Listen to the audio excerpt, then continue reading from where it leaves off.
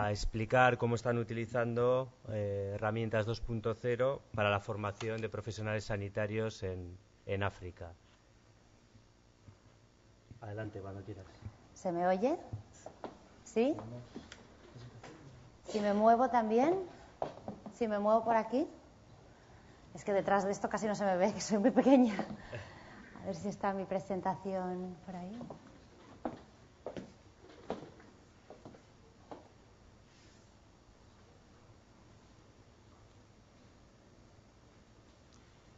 Tú me lo mandaste por correo electrónico, ¿no? Ah, Javier. Ah, Javier.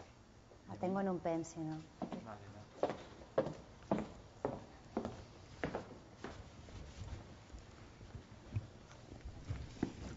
Mientras cargamos la presentación, no sé si tenéis alguna pregunta o comentario a lo que ha presentado Luis. O quizá...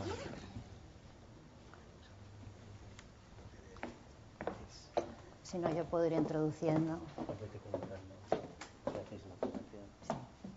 Bueno, pues mientras se carga la presentación, deciros, yo represento a una muy pequeña ONG que trabajamos en África, apoyamos a pequeños hospitales africanos, es decir, seguramente pilla lejos de lo que es el entorno en el que estamos, pero lo que espero de hoy es poderos explicar la experiencia que tenemos nosotros. Ya estamos. La experiencia que tenemos nosotros con el uso de herramientas 2.0, cómo nos ha servido a nosotros. Insisto, somos pequeños y muy jóvenes, pero si la experiencia que tenemos sirve para algo, para aprender de errores que hemos tenido, cosas que se pueden haber hecho diferentes, y os sirve, pues bienvenido, inspira a alguien, bienvenido sea. Pero desde esta perspectiva, nosotros no somos expertos en esto, simplemente estamos teniendo una experiencia práctica que mi idea es explicarla.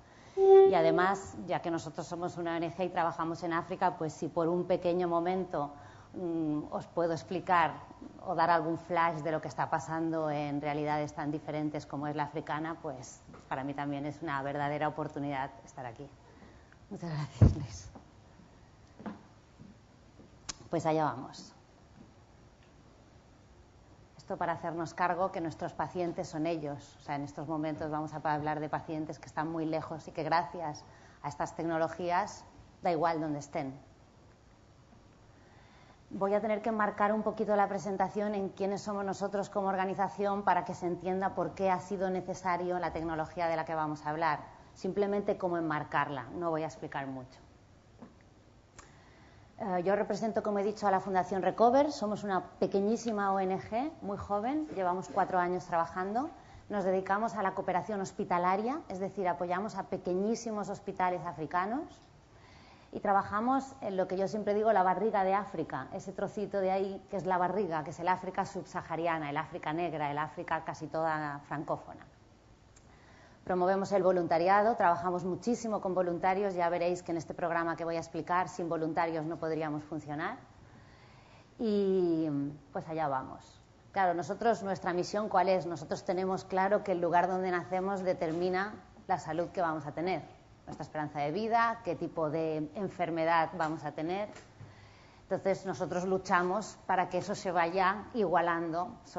Faltaría muchísimo para que se igualara, pero esa es nuestra misión. Hay muchísimas causas loables hoy en día, muchísimas, y muchas en España, pero nosotros nos dedicamos a esto.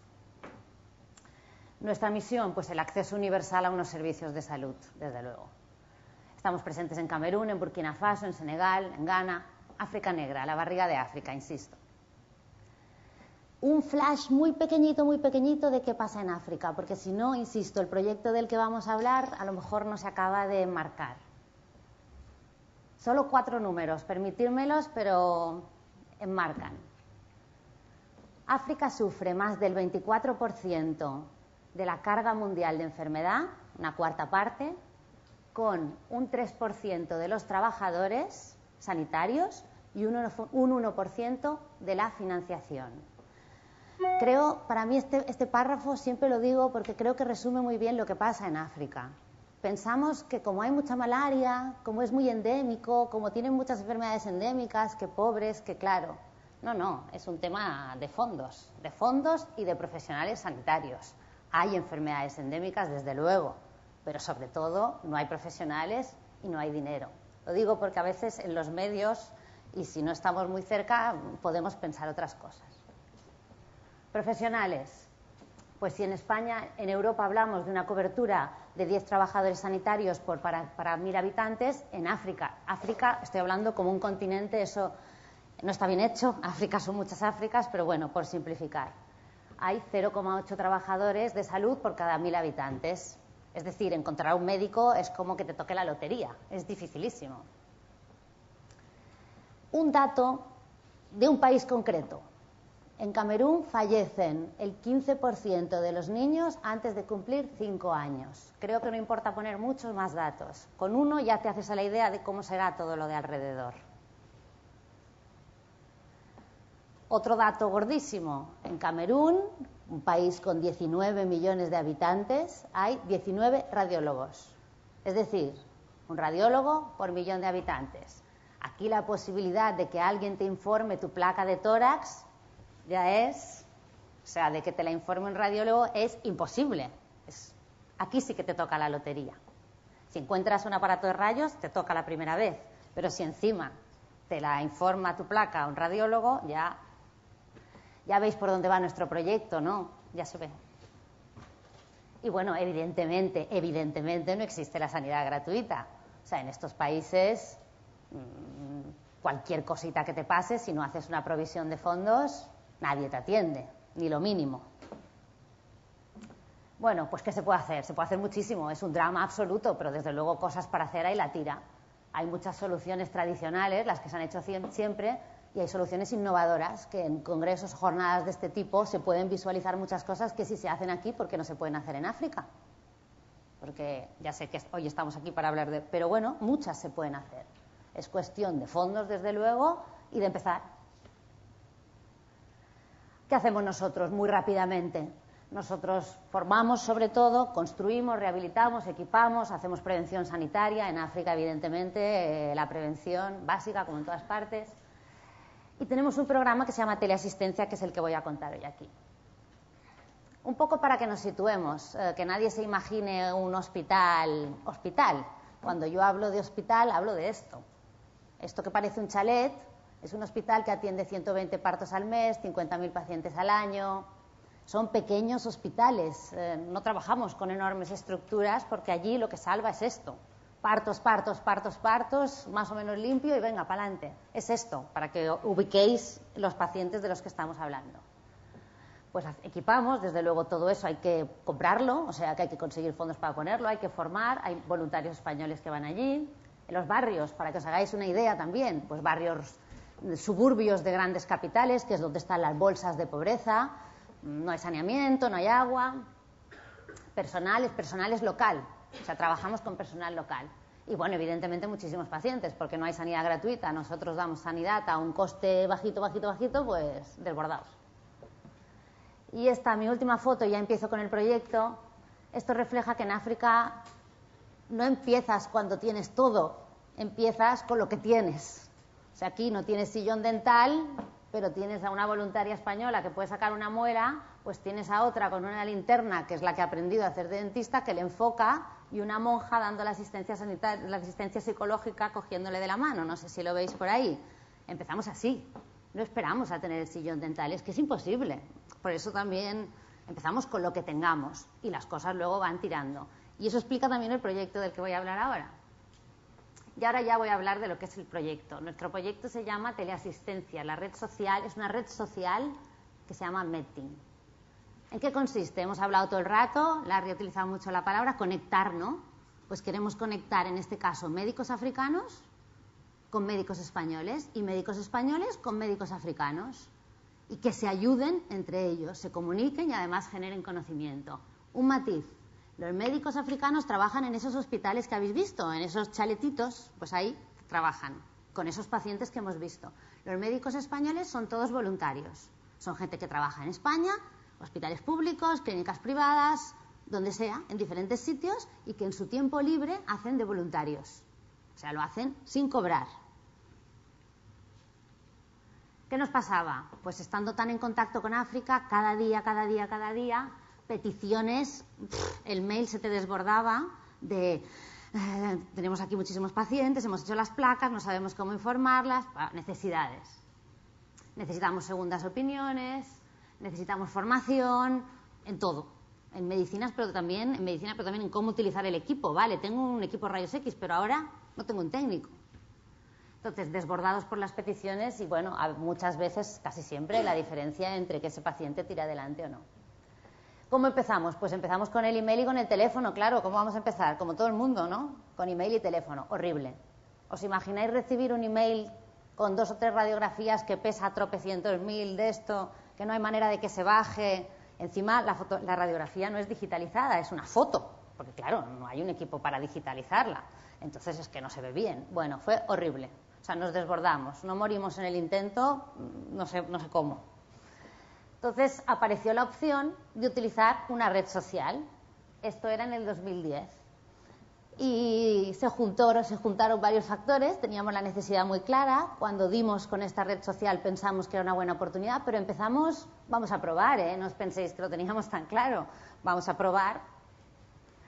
¿Y qué es? Es una red social que conecta médicos y entonces, ¿qué pasa? Pues, por ejemplo, hemos acabado con el email y esto ya ha sido fantástico. Se acaba el email, ya no hay mails arriba sobre pacientes.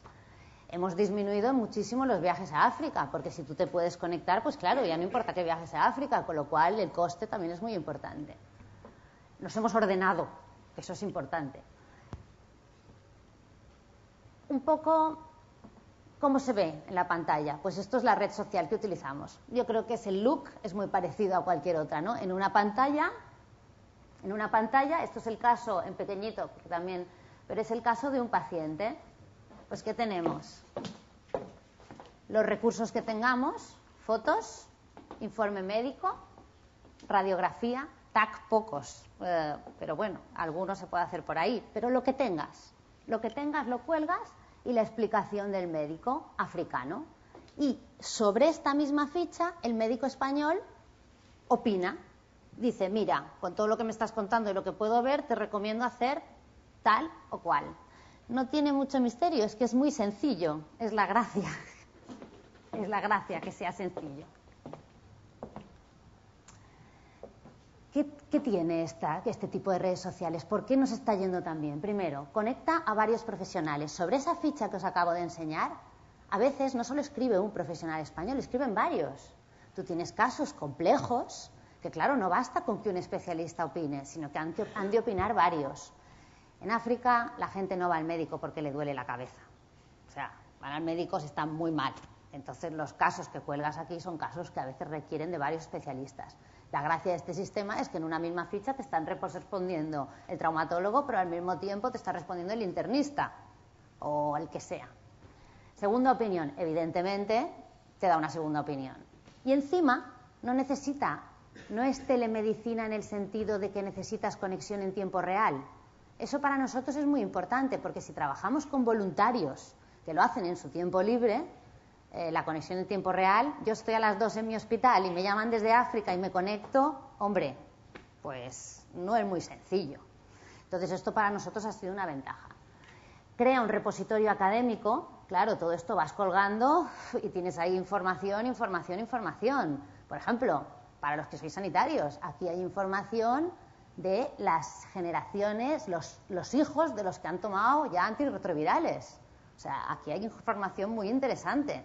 Hay información de cánceres que en España no los verías nunca, porque un cáncer de 10 años de evolución y que aún vive una mandíbula, pues todo eso está. Y eso esperamos que con el tiempo haya un volumen importante y todo eso lo podamos trabajar y, bueno, que alguien lo pueda utilizar. Nosotros no es nuestro, pero habrá alguien que lo utilizará, esperamos. Formación, evidentemente permite formación de un lado a otro. Rapidez en la subida de ficheros, para nosotros era fundamental. Si tú estás en África, tienes una conexión regular, pues la radiografía tiene que subir rápido, tiene que ser una tecnología que eso realmente lo tenga controlado. Un visor excelente de imágenes, ya que las imágenes normalmente no son muy buenas, pues que por lo menos el visor sea bueno. Sobre todo para nosotros, la experiencia que hemos tenido es que si no es sencillo, no sirve. No se utiliza.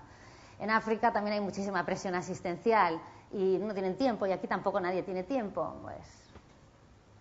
Y ahora algún ejemplo. No sé si os dais cuenta, de esa imagen tiene un dedo ahí a la izquierda.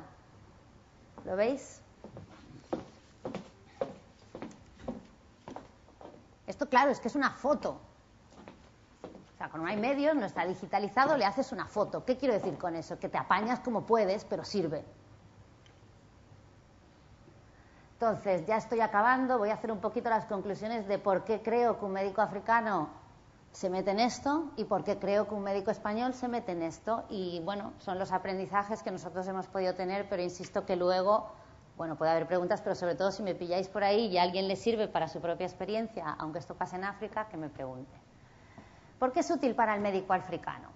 Bueno, el médico africano tiene la posibilidad de conectar con gente de otros sitios y que son especialistas. Pensar que estamos hablando que el médico africano normalmente será generalista, no será un médico con especialización.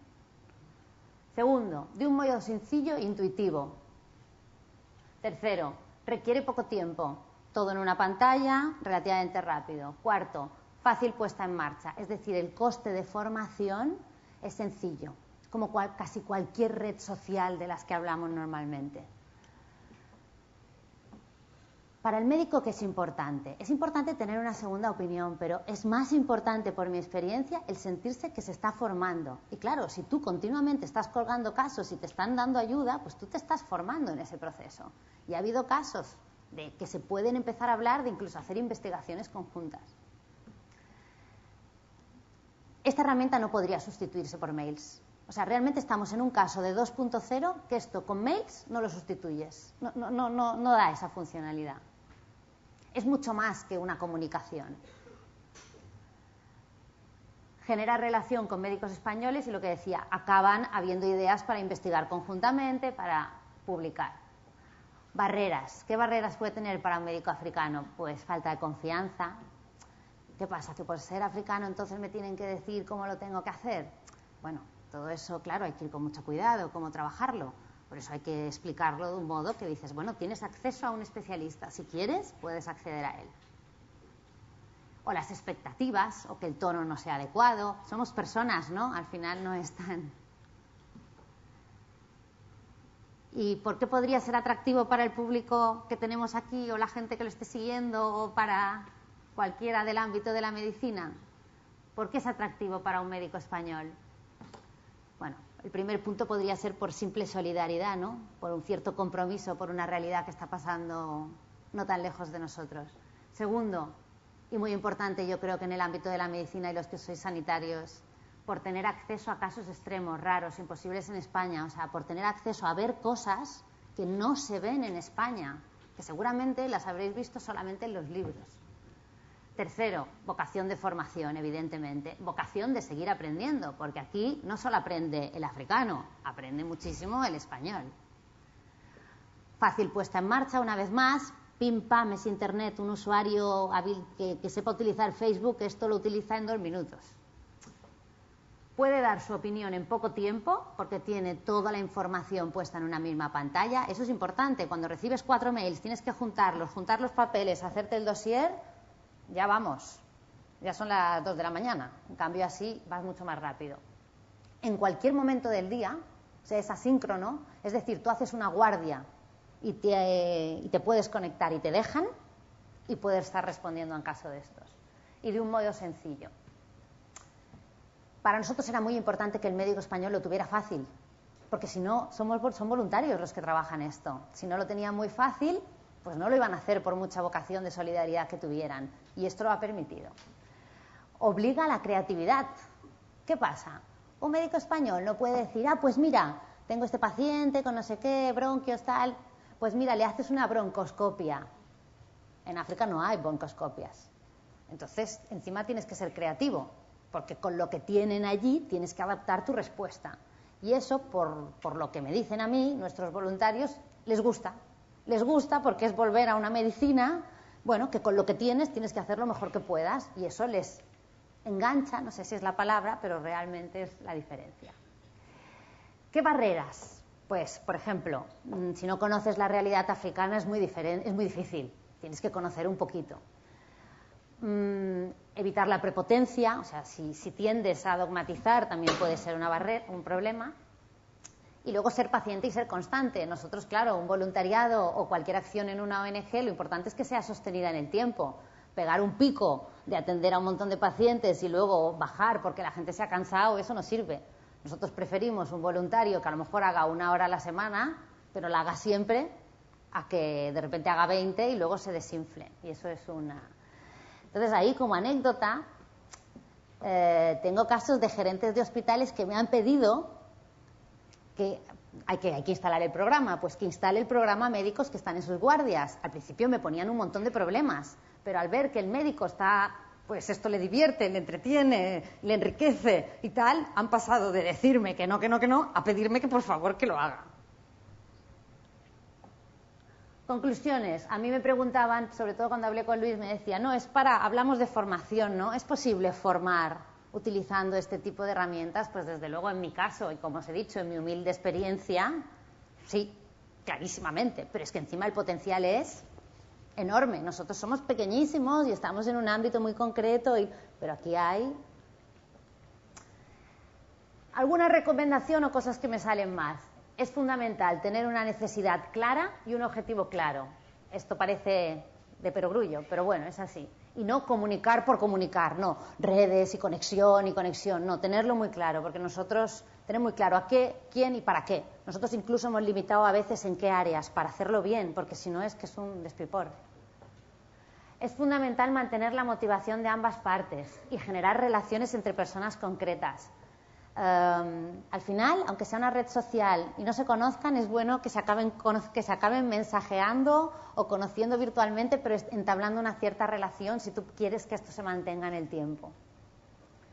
Trabajar para que la comunicación sea bidireccional. Si es solo el médico africano que pide y el médico español que responde y no hay nunca al revés, no acaba de funcionar. Es mejor que el español también le diga, mira, he encontrado este artículo sobre malaria que a lo mejor no tienes acceso, porque seguramente no tendrá acceso, se lo cuelga. Y entonces, al trabajar con voluntarios en España, lo que os he contado 1000 veces, pero insisto, el tema del tiempo en España es terrible. Entonces tiene que ser fácil, sencillo. Nosotros utilizamos mucho el concepto de no ser voluntaristas. Ser voluntaristas quiere decir querer llegar a todo y correr. Hay que ser realistas.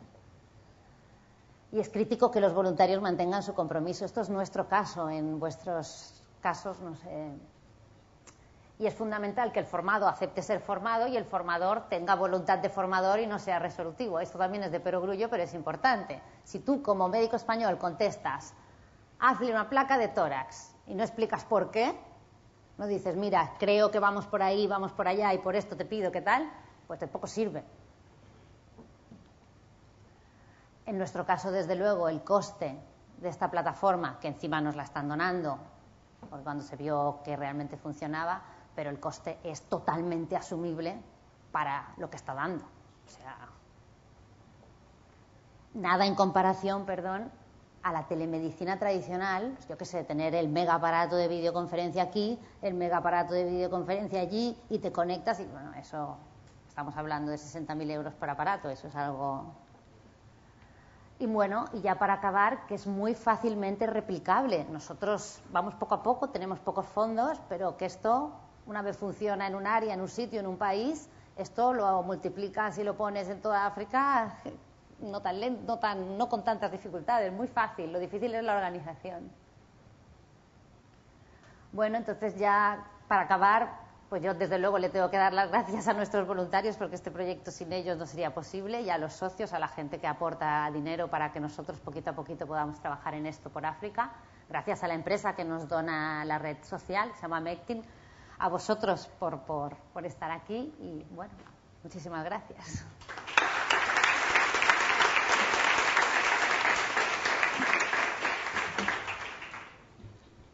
Pues adelante, si tenéis preguntas para Macrina.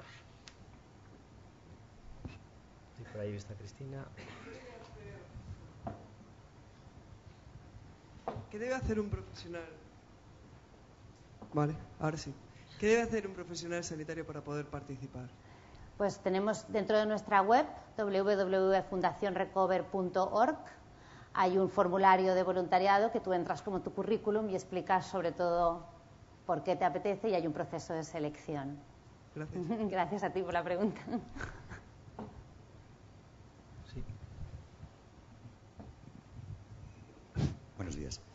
Me gustaría saber, Martina, Recover es una ONG.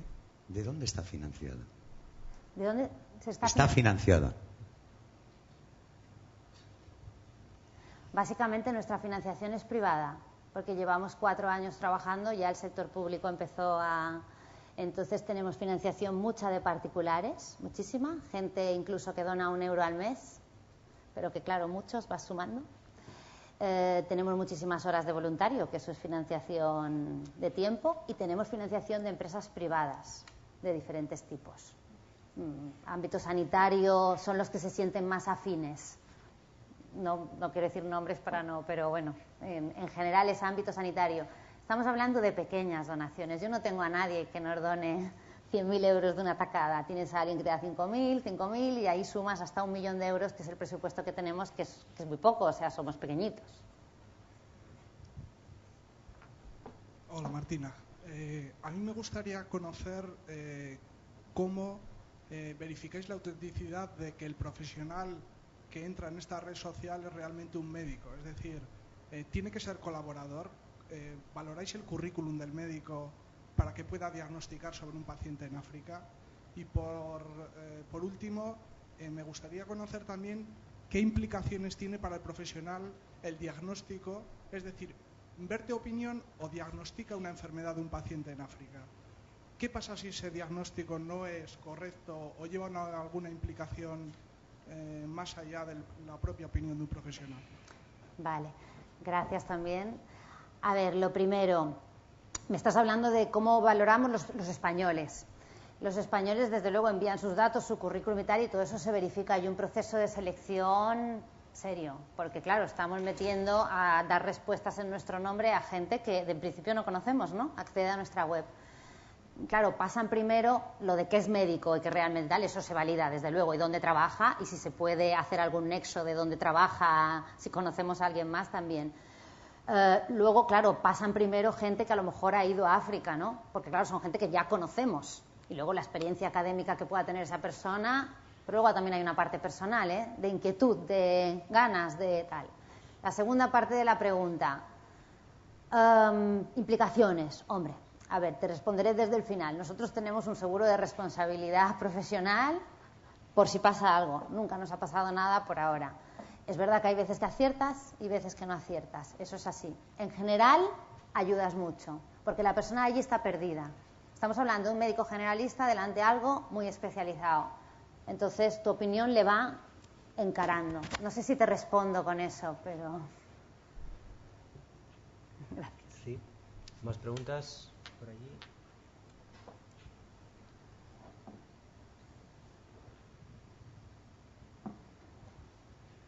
Perdón, no sé si es muy oportuna la pregunta, pero he visto las fotos y me ocurrió la pregunta si o cómo se respetan los derechos de los pacientes, especialmente la confidencialidad.